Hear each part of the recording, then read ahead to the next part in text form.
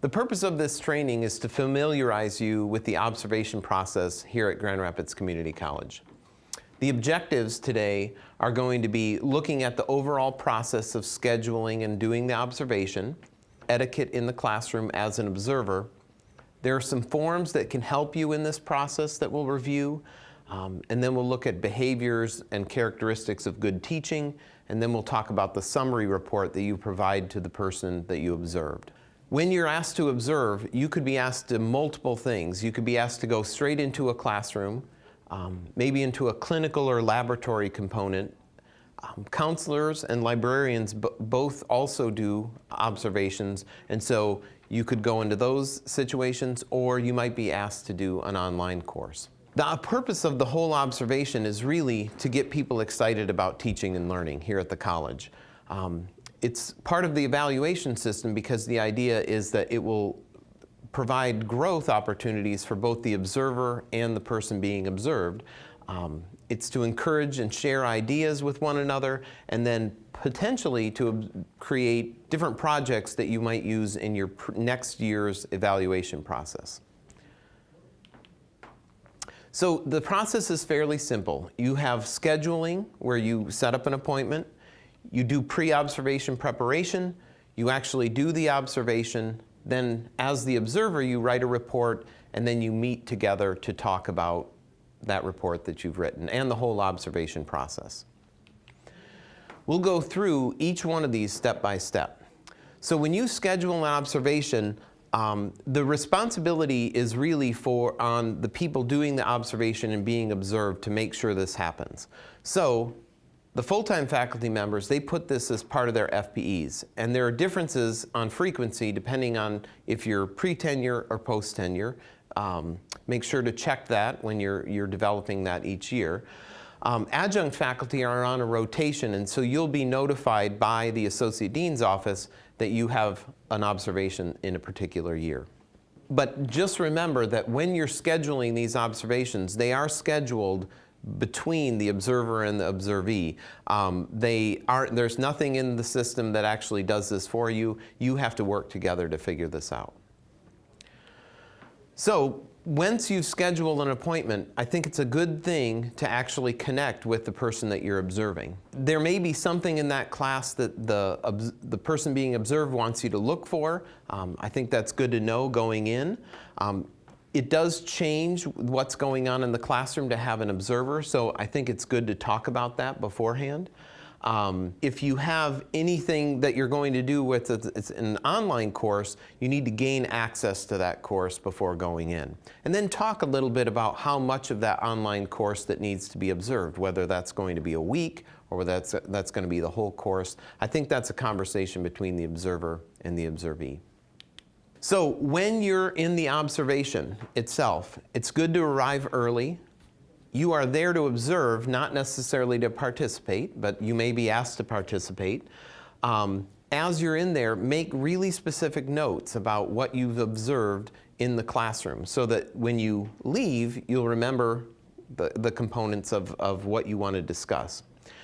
But it does change the dynamics in the classroom a little bit. I think you let the person that's being observed decide whether they introduce you or not introduce you. Students will try and talk to you, and that's fine. Just be aware that it does change the situation a little bit. You're going to be writing a summary report after you do the observation, so your notes are pretty important. So when you're in the classroom, make sure you take good notes on what you are seeing.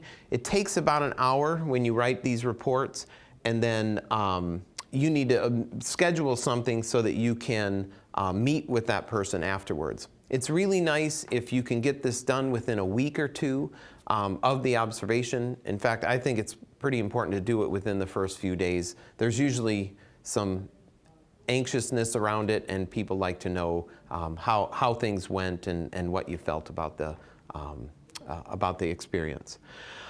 If you are observing an adjunct faculty member, you need to submit that report to the adjunct faculty member, the department head, and the associate dean. If you're observing a full-time faculty member, they just need the report because they'll include it in their yearly FPE. I want to take a minute to look over the forms. They can be found on the faculty evaluation website, which we'll provide a link. And there are separate forms for classroom observations, advisor forms, online courses. And so when you click on this link, you'll actually see the different forms that are available. I'm going to bring up the classroom observation form just to kind of give you an idea of what they look like. So the classroom observation form has room for the faculty you're observing, the course, the date and location.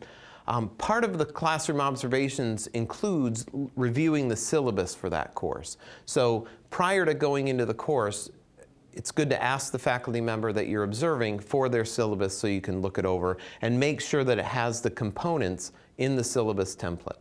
This guide sheet is designed to look at several components. One is the organization of the course. So as you're there, look for organization, whether the course is, the students know what's going on in the course for the day, and that the material is organized.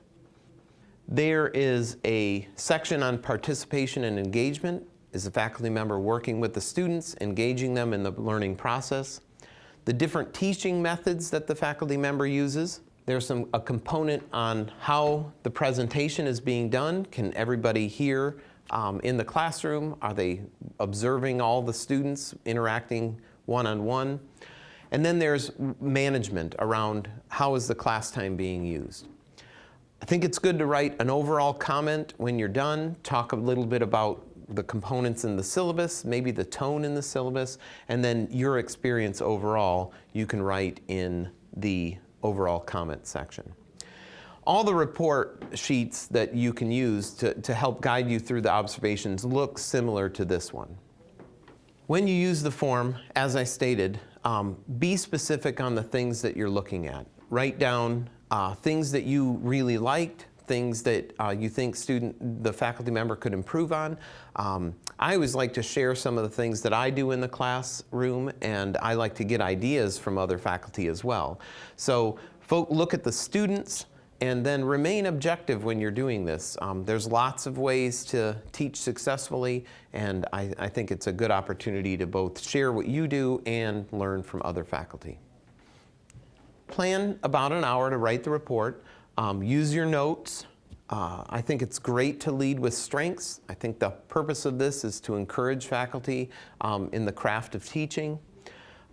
If there are areas that you feel need to be addressed for improvement, be specific, and then just be direct in your style when you write.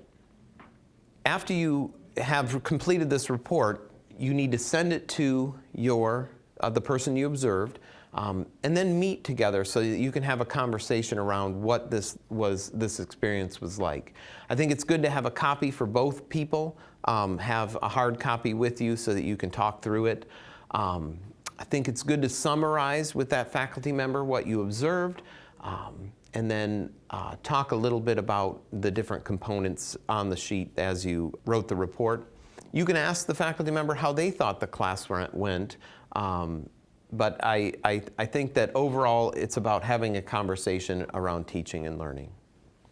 Part of this process is, as an observer, for you to grow as a faculty member, as a teacher in general as well. And so make sure to reflect on your own teaching after doing an observation. You would put that, if you added this as a full-time faculty member as part of your professional development, you would reflect on what changes you might make in your classroom as a result of this. So in general, we've gone through the process of scheduling, talking to the faculty member prior to, actually doing the observation, writing the report, and then having a post-observation meeting. Those are the components of observation. Make sure you use one of the forms depending on which classroom you're going in.